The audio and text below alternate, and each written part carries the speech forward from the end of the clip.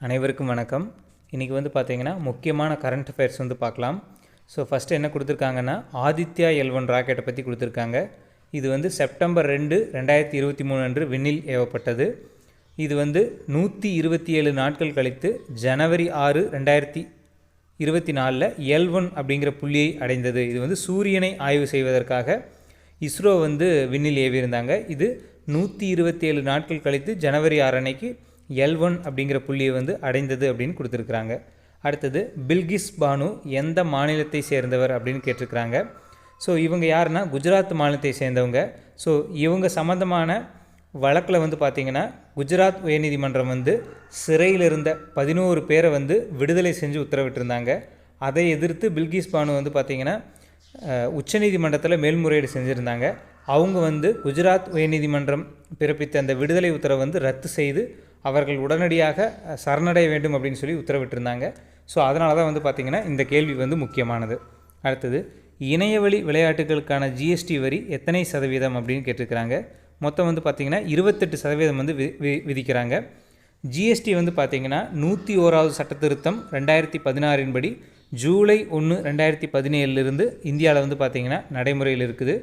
GST குழுமத்தினுடைய தலைவர் யாருன்னா நிதியமைச்சகம் தான் வந்து தலைவர்.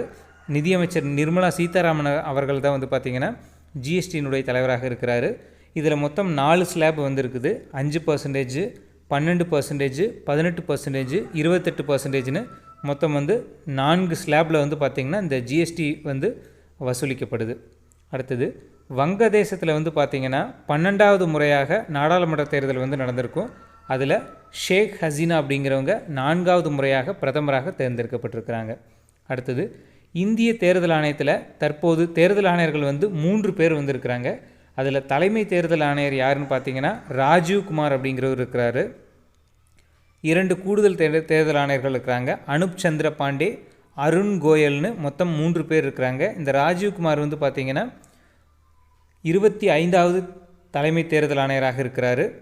ஸோ இனி வந்து பார்த்திங்கன்னா மார்ச் மாதம் வந்து பார்த்திங்கன்னா நாடாளுமன்ற தேர்தலுக்கான அறிவிப்பு வந்து வரப்போகுது. ஸோ அதனால தான் வந்து பார்த்திங்கன்னா இந்த கேள்வி முக்கியமானது. அடுத்தது உலக முதலீட்டாளர்கள் மாநாடு 2024 கருப்பொருள் என்ன, தீம் என்னன்னு கேட்டிருக்கிறாங்க. சமீபத்தில் உலக முதலீட்டாளர்கள் மாநாடு சென்னையில் வந்து பார்த்திங்கன்னா முதல்வர் அவர்களுடைய தலைமையில் வந்து நடந்திருக்கும். அதனுடைய கருப்பொருள் தான் கேட்டிருக்கிறாங்க. தலைமைத்துவம், நீடித்த நிலைத்தன்மை, அனைவரையும் உள்ளடக்கிய வளர்ச்சி அப்படிங்கிறதா இதனுடைய தீமாக இருந்திருக்குது. அடுத்தது உலகிலேயே மிகப்பெரிய நீரில் மிதக்கும் சூரிய மின் உற்பத்தி நிலையம் எங்கு அமைக்கப்பட உள்ளது அப்படின்னா மத்திய பிரதேசத்தில் வந்து பார்த்திங்கன்னா அமைக்க போகிறாங்க.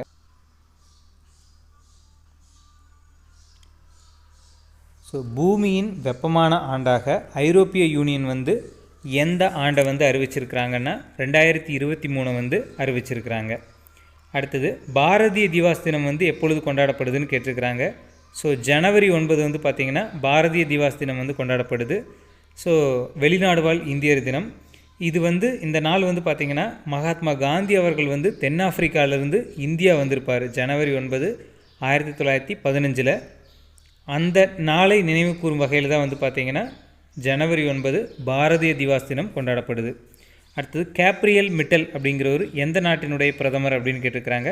பிரான்ஸ் நாட்டினுடைய புதிய பிரதமராக கேப்ரியல் மிட்டல் அப்படிங்கிறவர் தேர்ந்தெடுக்கப்பட்டிருக்கிறாரு. இவர் வந்து மிக இளம் வயது 35 வயதில் வந்து பார்த்திங்கன்னா பிரான்ஸ் நாட்டினுடைய அதிபராக தேர்ந்தெடுக்கப்பட்டிருக்கிறாரு. ஸோ அதனால தான் இந்த கேள்வி வந்து பார்த்திங்கன்னா இம்பார்ட்டன்ட். அடுத்தது மக்களவை தொகுதிகளுக்கு தொகுதி மறுவரையை வந்து இந்தியாவில் எத்தனை முறை அமல்படுத்தப்பட்டுள்ளது அப்படின்னு கேட்டிருக்கிறாங்க. 4 முறை வந்து பார்த்திங்கன்னா அமல்படுத்தப்பட்டிருக்குது. தற்போதுள்ள நாடாளுமன்ற உறுப்பினர்களுடைய எண்ணிக்கை, சட்டமன்ற உறுப்பினர்களுடைய எண்ணிக்கை எல்லாமே வந்து பார்த்திங்கன்னா 1971 மக்கள் தொகை கணக்கெடுப்பின்படி தான் இப்போது வந்து இருக்குது. இது 2026 மே மாதம் வரைக்கும் இந்த எண்ணிக்கை தான் அப்படின்னு சொல்லி ஒரு சட்டத்திருத்தம் போட்டு வந்து பார்த்திங்கன்னா வாஜ்பாய் அவர்கள் வந்து சட்டத்திருத்தம் பண்ணியிருப்பார். அடுத்தது பிரஜா பலனா திட்டத்தை எந்த மாநிலம் தொடங்கியுள்ளது அப்படின்னு கேட்டிருக்கிறாங்க. ஸோ தெலுங்கானா கவர்மெண்ட் தான் வந்து பார்த்திங்கன்னா பிரஜா பலனா அப்படிங்கிற ஒரு திட்டத்தை வந்து தொடங்கியிருக்கிறாங்க. இந்தியாவின் முதல் நீர்மூழ்கி கப்பல் சுற்றுலா சேவையை தொடங்கியுள்ள மாநிலம் எது அப்படின்னு கேட்டிருக்கிறாங்க. ஸோ குஜராத் மாநிலத்தில் தான் இந்தியாவின் முதல் நீர்மூழ்கி கப்பல் சுற்றுலா வந்து சேவை வந்து தொடங்கியிருக்கிறாங்க. அதாவது ஒரு நாடு ஒரு பாஸ் அப்படிங்கிற திட்டம் வந்து எதோடு தொடர்புடையதுன்னு கேட்டிருக்கிறாங்க. ஒரு நாடு அல்லது ஒரே நாடு ஒரே பாஸ் அப்படிங்கிற ஒரு திட்டம். இதோட தொடர்புடையது வந்து காடு தான் வந்து பார்த்திங்கன்னா. அடுத்தது, இந்தியாவின் பெட்ரோ தலைநகரம் எது அப்படின்னு கேட்டிருக்கிறாங்க. ஸோ குஜராத் தான் வந்து பார்த்திங்கன்னா இந்தியாவின் பெட்ரோ தலைநகரம் அப்படிங்கிறது. ஸோ ஏப்ரல் 13, 2029 அன்று பூமியை நெருங்கக்கூடிய சிறுகோள் எது அப்படின்னு கேட்டிருக்கிறாங்க. அபோபிஸ் அப்படிங்கிற ஒரு கோள் தான் 2029 பூமியை நெருங்கக்கூடிய ஒரு சிறுகோள், அபோபிஸ் அப்படிங்கிறதா.